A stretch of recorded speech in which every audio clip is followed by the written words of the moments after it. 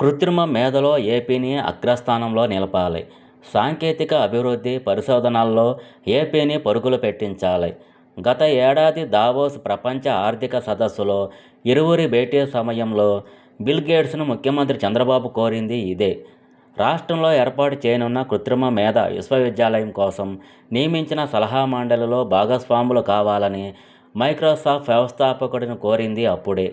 మీలాంటి దిగ్గజాలు అడుగుపెట్టాల్సిన సమయం ఇదేనని, టెక్ సావీలు ఊహించలేని అనుకూల వాతావరణం రాష్ట్రంలో నెలకొల్పామని వివరించారు. ఒక్కసారి రాష్ట్రానికి వచ్చి పరిస్థితులను ఆకళింపు చేసుకోవాలని ఆహ్వానించారు. ఆనాటి చంద్రబాబు ఆహ్వానమే బిల్ మిలిందా గేట్స్ ఫౌండేషన్ స్థాపకుడు బిల్ గేట్స్ ఇప్పుడు రాష్ట్రానికి వచ్చారు. కాలం కలిసొస్తుంది.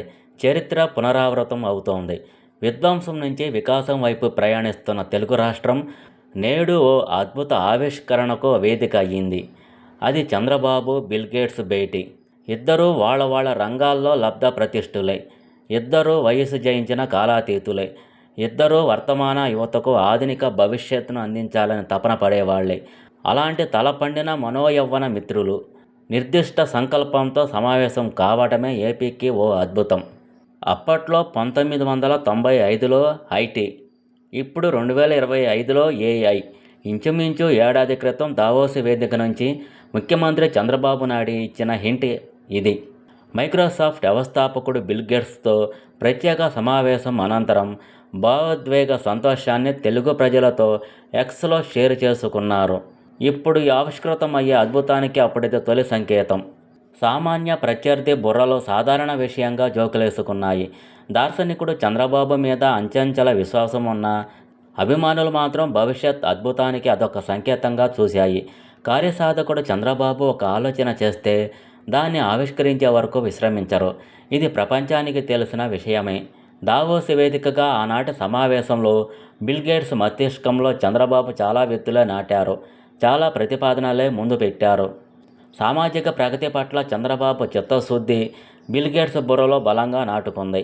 అందుకే ఏడాది తిరగకుండానే ఆంధ్ర రాష్ట్రంలో అడుగుపెట్టారు బిల్ గేట్స్. అది ఆయన బృంద పరివారంతో. గేట్స్ ఫౌండేషన్ వ్యవస్థాపక చైర్మన్ బిల్ గేట్స్ గన్నవరం అంతర్జాతీయ విమానాశ్రయానికి చేరుకున్న ఆయనకు మంత్రులు నారా లోకేష్తో సహా పలువురు మంత్రులు, జిల్లా అధికారులు ఘనంగా స్వాగతం పలికారు. ఈ పర్యటనలో బిల్ గేట్స్తో పాటు ఫౌండేషన్కు చెందిన 6 ప్రతినిధుల బృందం కూడా సచివాలయానికి విచ్చేశారు.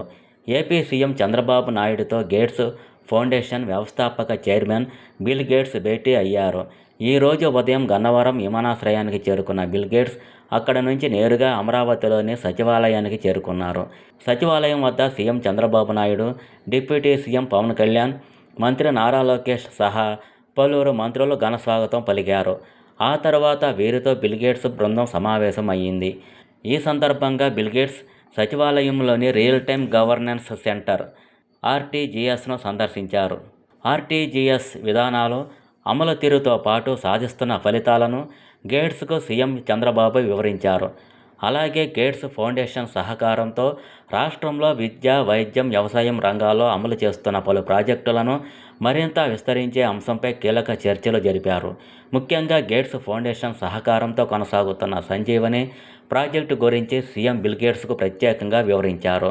స్వర్ణాంధ్ర విజన్ 2047 రాష్ట్ర అభివృద్ధి ప్రణాళికలను చంద్రబాబు వివరించారు. అమరావతిలోని రియల్ టైమ్ గవర్నెన్స్ సొసైటీ పనితీరును బిల్ గేట్స్ ప్రత్యేకంగా పరిశీలించి ప్రశంసించారు. గతంలోనే చంద్రబాబు, బిల్ గేట్స్ మధ్య మంచి అనుబంధం ఉన్న నేపథ్యంలో ఈ తాజా భేటీ ఏపీలోని సాంకేతిక విప్లవానికి, మరిన్ని పెట్టుబడులకు మార్గం సుగమం చేసే అవకాశం ఉందని విశ్లేషకులు భావిస్తున్నారు.